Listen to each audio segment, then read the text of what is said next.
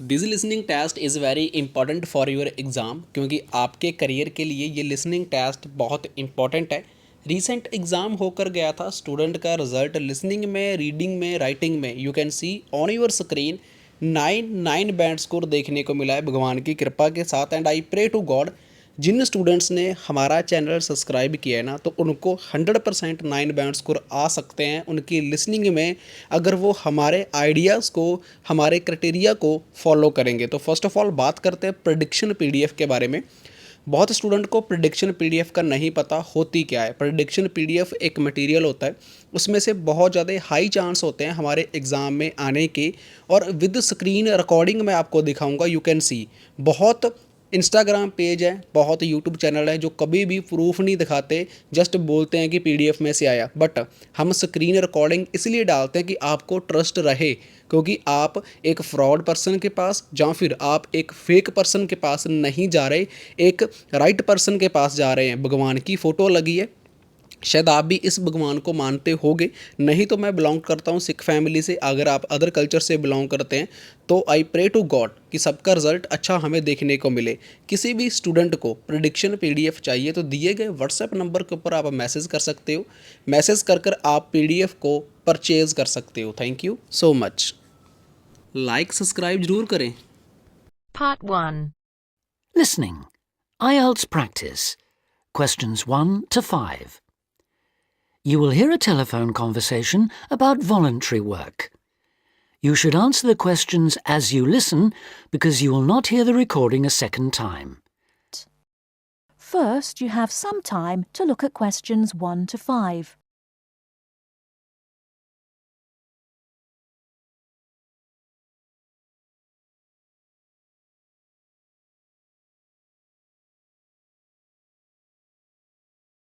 Listen carefully and answer questions 1 to 5. Hello, Volunteers Worldwide. How can I help you? Hello.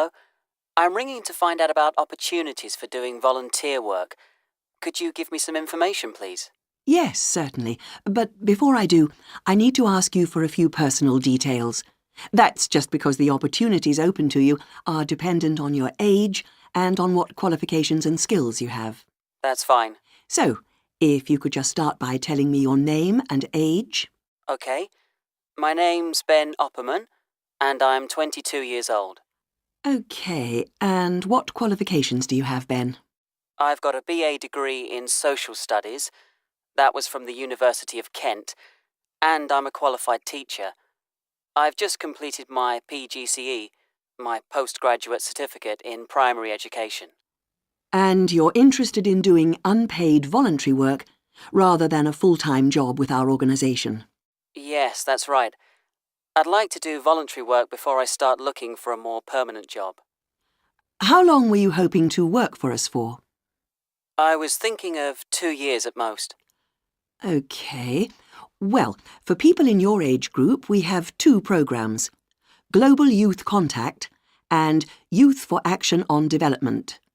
GYC, Global Youth Contact, is a 6-month exchange programme which provides opportunities for young people from different countries to work together in local communities. I see. But that's only a 6-month program. That's right. But our other programme, Youth for Action on Development, requires people to volunteer for a year at least. On this programme, most of the placements are for 12 or 18 months. That'd be the program I'd go for. OK. Now, do you have any other skills or special interests that might be useful for the kind of work we do? Well, I've done a lot of conservation work in the area where I live. Good, that's useful to know. And I belong to a wildlife protection group. Right, that could be very helpful. Before you hear the rest of the conversation, you have some time to look at questions 6 to 10.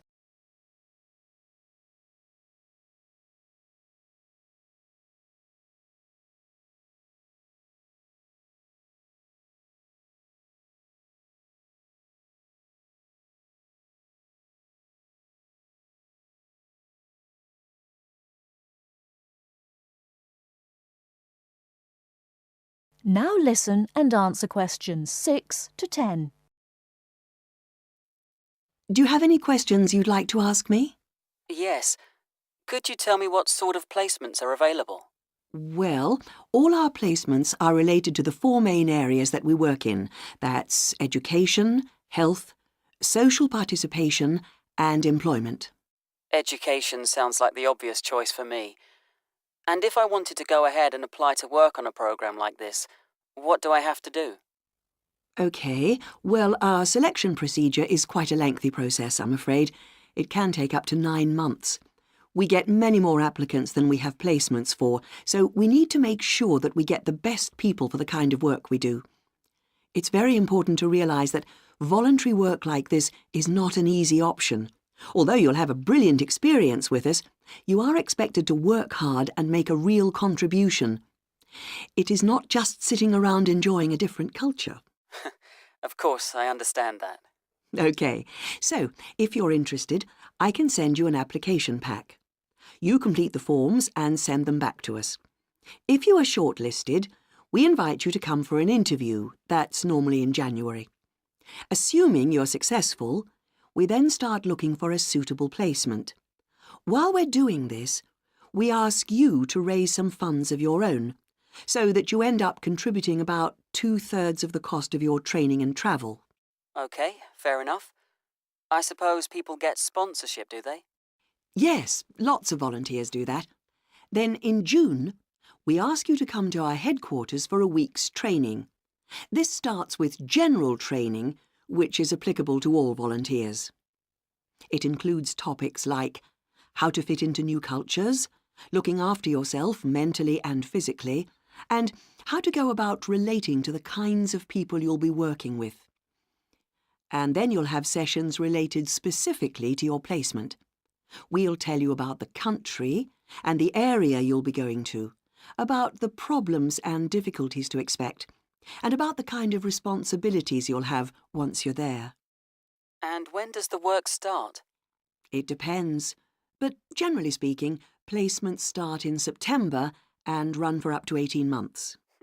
Sounds brilliant. Could you send me an application pack, please? Yes, certainly. If you'd like to give me your address. OK, it's 29 Park Street. That is the end of part 1.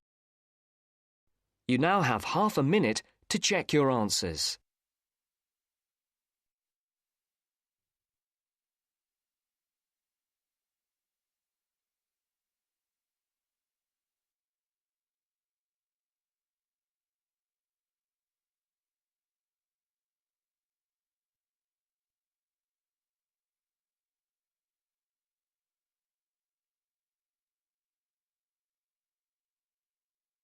Now turns to part 2.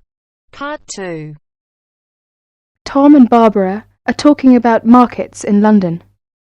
Barbara has a market list, and she wants to find out more details about them. Listen to the conversation and complete the market list. First, you have some time to look at questions 11 to 17.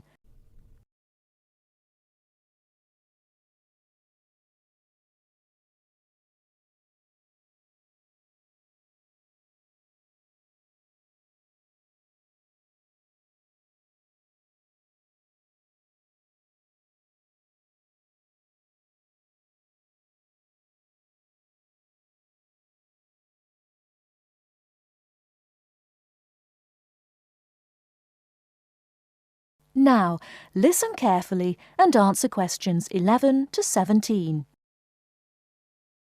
Hi Barbara, what will you do this weekend?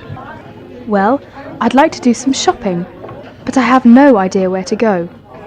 I've only been here a few days. I was told London is an expensive place to live. Yes, but that's not completely true. London can be an expensive place to live, but if you shop in the right places, you can live relatively cheaply. Is that true? Could you tell me something about the shops? All right. You know, food tends to be cheapest in the big supermarkets, like Sainsbury's and Tesco's. Most of them have quite a good variety of food and household items. You can buy your fruit and vegetables on the street. You will find these street markets in almost every part of London. You can also buy clothes, shoes, and household items in these markets for a real bargain. Have you got a market list provided by the Student Union? Yes, here you are. This might give you some ideas. Let me see. E Street, SE17. This market sells cheap food, clothes and hardware. It's open from 8 a.m. to 5 p.m. Yes, but how can I get there? You can take the Underground. We call it the Tube. You see, there is a tube station on the list. Let me see. Yes, it's Castle Station. Right. You can get off at the castle. Good. Look at Leather Lane, WC1. Yes, that's a good central London market for clothes, food and hardware. It opens at lunchtimes from Monday to Friday. It's near Chancery Lane Station. Well, what about the one in Petticoat Lane? Oh, Petticoat Lane E1. It sells clothes, shoes and household goods. It opens only on Sunday mornings from 9 a.m. to 12 noon. Yes, we can get off at Aldgate Station. OK, what about the one in Walthamstow? E17. Oh, that's a big market for clothes and food. It's open between 9 a.m. to 4 p.m. on Mondays to Saturdays, except Wednesdays and Sundays. Let me see. Yes, we can get there on the Central Line. What about Brixton? That's Brixton SW9. It's an indoor and outdoor market with a lively atmosphere. It sells vegetables from all over the world. It opens 9 a.m. to 6 p.m. Mondays to Sundays and half days on Wednesdays. Oh, it's close to Brixton Station, very near my place. Great, it's very convenient. Tell me more detail about Camden Lock. Yes, there are several markets on Camden High Street and plenty of shops. They sell fashion clothes, jewellery, recorders and pottery. It's good for buying presents. Very close to Chalk Farm and Camden Town Station. I see. It says that it opens on Sundays only from 8 a.m. to 5 p.m.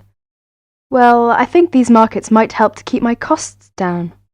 Well, if you need to buy new electrical goods or large household items, you can wait until the January sales when almost all the shops sell goods at discount prices. Thank you very much for your help. Tom, shall we go to Brixton together this weekend? I'd love to. Oh, I'm afraid I've got to go to a lecture. I will ring you tonight. Bye. OK, bye. Barbara is phoning Tom about shopping. Before you hear the rest of the talk, you have some time to look at questions 18 to 20.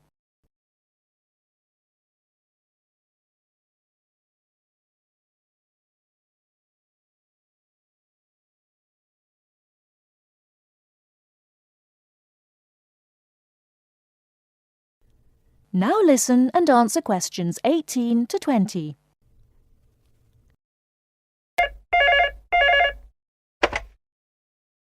(401 0625). Hello, is that you, Tom? Hi, Barbara. Have you decided where to go tomorrow? Yes, that's right. I want to go to Camden Town to shop. Would you like to go there with me? Yes, I'd love to. That's a good market. Mary's here with me now. She wants to go there too. Shall we meet at Camden Town Station? OK. How are you going there? We will go there by bus. It's only 3 stops from my place. Well, we might walk there if the weather is fine. How will you get there? I think I will have to take the Underground. I'm at Bond Street, and I'll take the Central Line first and get off at Tottenham Court Road. That's it. Take the Central Line and get off at Tottenham Court Road. Then you want the Northern Line to Camden Town. It's only about 4 stops. Make sure you get a northbound train though. You want northbound Camden Town, OK?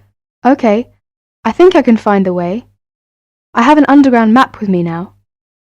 What time shall we meet there tomorrow? How about 10:30? Well, I think that's a bit too late. It might be crowded by that time. How about 1 hour earlier? Say 9:30. Fine. That'll be all right. See you tomorrow. Bye.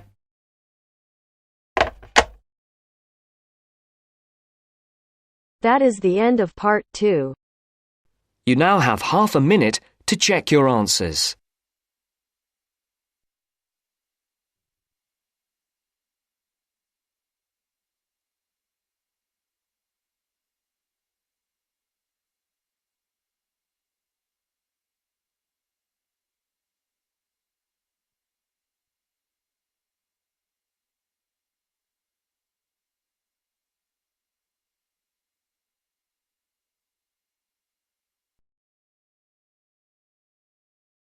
Now turns to part 3.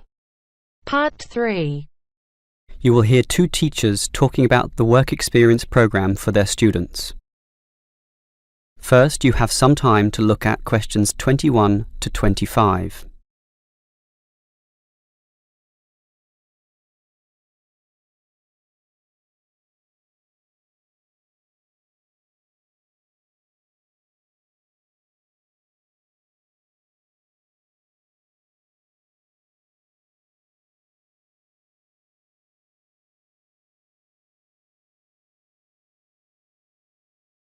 Now listen carefully and answer questions 21 to 25. OK, we've got to arrange this programme. Work experience. I believe quite strongly in this myself. Studies are often just too theoretical and the best learning can be on-site. Sure, in principle, but you've got to find the right companies. For business students, it's so easy with all the commercial enterprises around here, but for our lot of engineering students, it's not so easy at all. Last year's education students were easy too. We just put them all into schools. Well, there are a few companies that will accept our students. Building sites are the main avenue to explore, but the trouble is that not many of these places want inexperienced learners around. Why not? Last year when I did this, I think these companies were worried about accidents. Now it's more a time issue. They just don't want to train people. But these people work for free. But training takes time, and in the economic recession, few companies want their personnel diverted for such purposes. But I did find some companies, enough for us at least, but they all insist on one thing. Minimum work time of 1 month, right? No, that the students are appropriately insured. Remember, these are building sites and there are quite a few hazards there, and we're putting untrained students, not trained students, right amongst them. So these companies want financial coverage in case of accidents. Gee, is that going to be expensive? Yes, I'm afraid so, since we live in quite a litigious society. Consequently, insurance rates are sky high, almost unaffordable. I see. Can our budget meet this? Last year we couldn't pay for the programme. This year we can, since we have fewer students to deal with, but we'll nevertheless have to cut corners in certain areas. I never like it when that happens. Neither do I. In which areas do we need to economise? Well, the payment to students is not going to change. After all, they won't do this work unless they can get some money. We'll also continue to subsidise their travel as we did last year. Last year we gave them a completion bonus too. It was a big success. Made them go through the whole month. But not this year. We'll impress upon the students that possible failure could result if they don't finish the whole term. OK, I trust that will work. Before you hear the rest of the conversation, you have some time to look at questions 26 to 30.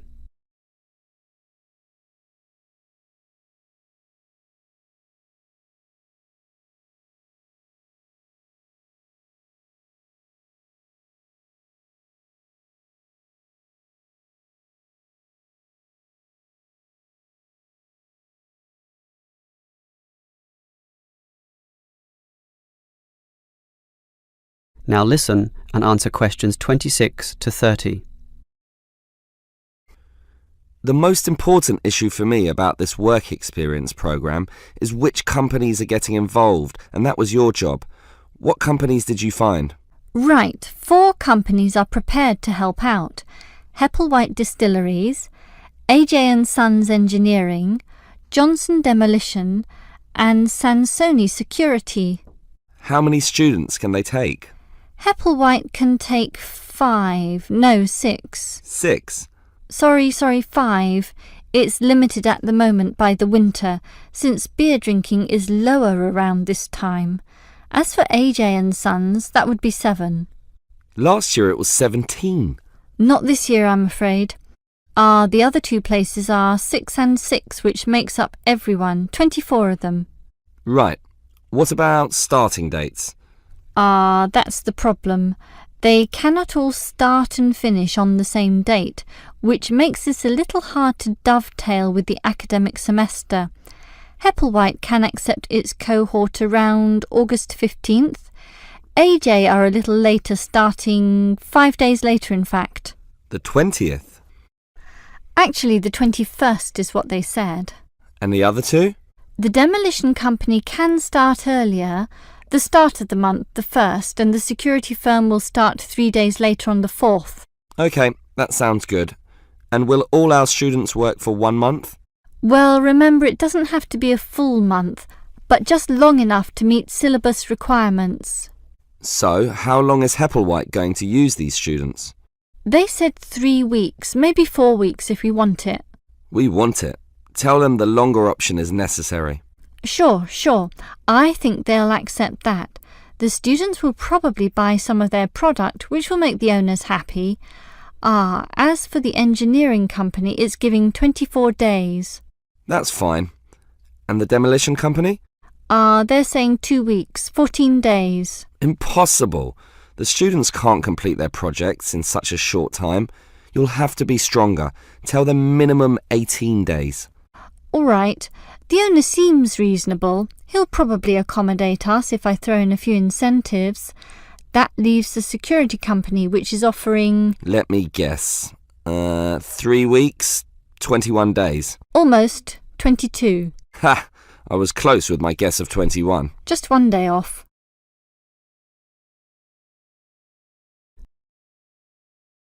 That is the end of part 3. You now have half a minute to check your answers.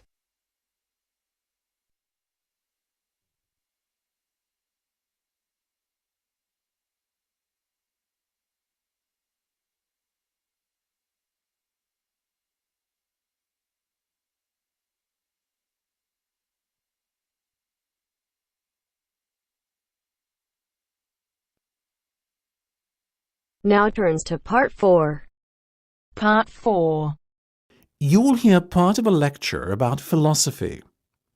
First, you have some time to look at questions 31 to 40.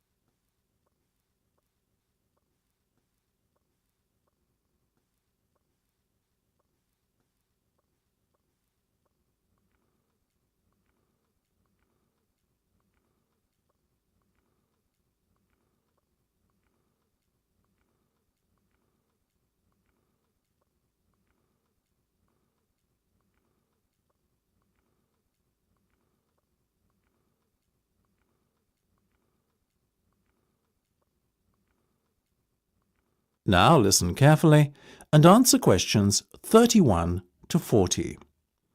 Most of you, I hope, will be familiar with the name Socrates. The ancient Greek philosopher is perhaps one of the most admired people in history. Socrates led a very noble life. He was, I suppose you could say, an optimist who believed in the good of mankind.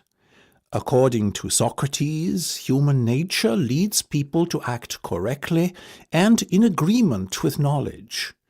Socrates believed that evil and wrong actions arise out of ignorance and is famously quoted as saying, "No man knowingly does evil."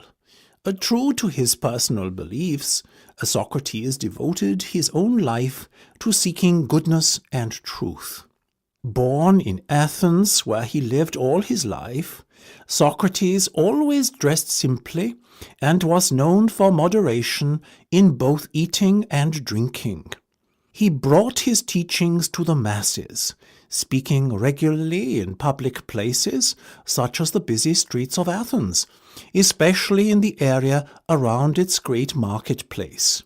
He had little regard for public opinion, and always conducted himself in accordance with his own set of rules. Socrates built up a reasonably large following of Athenians looking to learn from his seemingly endless wisdom. But he also had a good many enemies who mistrusted him on account of his unorthodox views on subjects such as religion.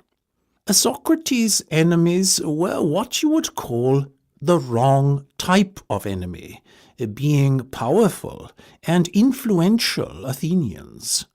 Their efforts to have him ruined saw him brought to trial on charges of corrupting the young and disrespecting religious traditions. In the trial, Socrates defended himself, claiming that he had done nothing more sinister than enlighten people with a clearer knowledge of the truth, which is essential for the correct conduct of life. He made some remarks aimed at the ruling establishment, suggesting that those who are elected are not necessarily fit to govern effectively. Socrates himself had long ago become disenchanted with the materialistic ways of the upper class. Unfortunately, his views were seen as an attack on democracy and the electoral process, so the jury found Socrates guilty as charged and sentenced him to death.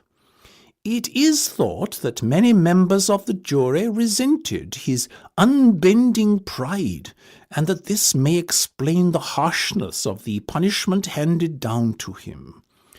Despite being given several opportunities to escape prison, Socrates resisted, and carried out his sentence calmly by drinking a cup of hemlock poison. During his life, Socrates introduced the idea that there are a set of universal standards by which people should be judged. His method, known as the Socratic method, involved discussion between two or more people around some key term. In theory, those party to the discussion should all define the term in the same manner. However, his studies found that this was seldom the case. Socrates encouraged his followers to engage in such discussions with the goal of trying to proceed from less adequate definitions to more accurate definitions over time, the ultimate goal being a true and universal definition that could not be contradicted by anyone. This method tended to expose the ignorance of the Athenians of his day.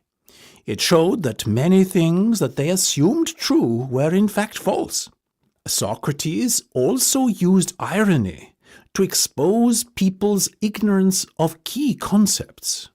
That is, he claimed to differ from others in recognizing that he himself was ignorant. His insistence on ignorance reminded other people of their own ignorance, but won him few friends in high places. That is the end of part 4. You now have half a minute to check your answers.